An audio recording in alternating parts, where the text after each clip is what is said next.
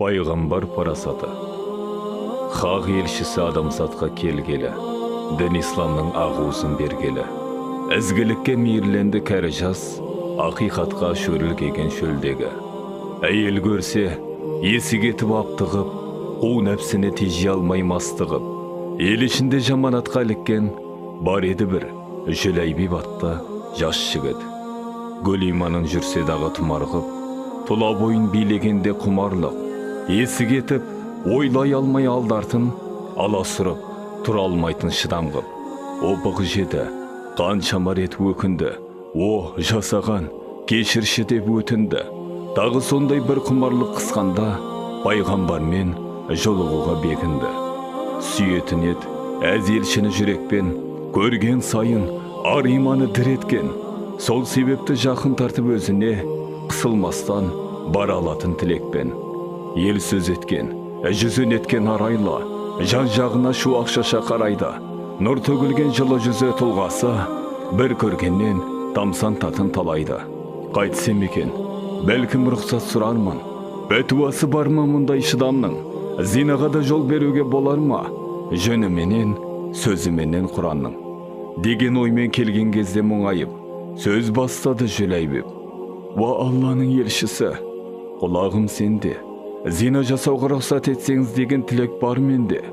Мына ессіздің барынан да өлгені жақсы ғой деп тұрам тұлған өзгені. Бастыдағы төрде отырған пайғамбар. Жүләйбібім, жақынырақ кел, деді. Сәл кідірді, сірә енді тіл қатпақ. Ойлы отырау, әлденеден сыры баптап. Шынында да басын ашқан жақсы ғой. Бұл қашанғы бұғып жүріп түн қатпақ. Әй Жүләйбіп, сізді тыңдап отырмын. Анаң бар ма? Бар. Айтшы, басқа біреудің өз шешеңмен зина жасаған қалар ма едің? Кім түсінген мұндай жанды көреген, сөз астары ауыр еді не деген, тұла бойы тітіркенді түршікті, қапелімде жай түскенде төбеден. Жоқ нәби, я дей алмай өлсем де, тірі күйде мені жерге көмсең де, ол азғынды бауыздармын қолыммен, қанды басым не қасірет көрсем де. Жаңа ғана шамырқанып қалғандар, Жүләйбіпке сұсты көзін салғандар, істің мәнін енді аңғара бастады.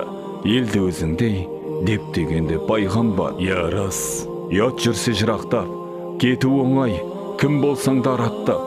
Мына отырған Жүләйбіптің іштегі, демек, нәби ар ұятын оятпақ. Шүкір етіп бойда намыс барына, қозғау салып азаматты қарына, бойын тіктеп, көзін қадап, хақ Расул жөпілдеме сұрақ қойды тағы да. Әй Жүләйбіп, айтыңыз, бірге туған әпке қарындасың бар ма? Бар. Басқа біреудің олармен де зина жасаған қалар ма едің? Жоқ әрине, рас айтасың, мұны ешкім де жақындарына қаламайды. Сөз жебесі дәл тегенде сыңайғып, қалың ойға шомып кетті Жүләйбіп. Дәл осы сәт, қолын қойып, Жүләйбіптің төсіне хақ пайғамбар дұға етті. Уа құдіретті Аллам, күнәлерін кешіргін, қателерін өшіргін, қабыл алып тәубәсін, ар ұятын өсіргін. Әумин. Содан бастап ұмыт болып кешегі, көргендердің айтуынша Жүләйбіп сахабалар арасында жастардың ең арласы болған екен деседі. Әзелші өзі бар қамқорын салған соң, ақ некемен адал жарын алған соң, ер Жүләйбіп бір ғазауат кезінде ішкен екен шейіттіктің шарбатын.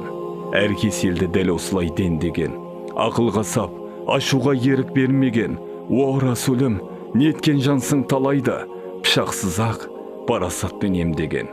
Сенің жолың біздің нұрлы болашақ, дін тәрбең ізгілікке жол ашады. Әр үлгісі жүрегінде тербеген, қандай ғажап пайғамбарлық парасат.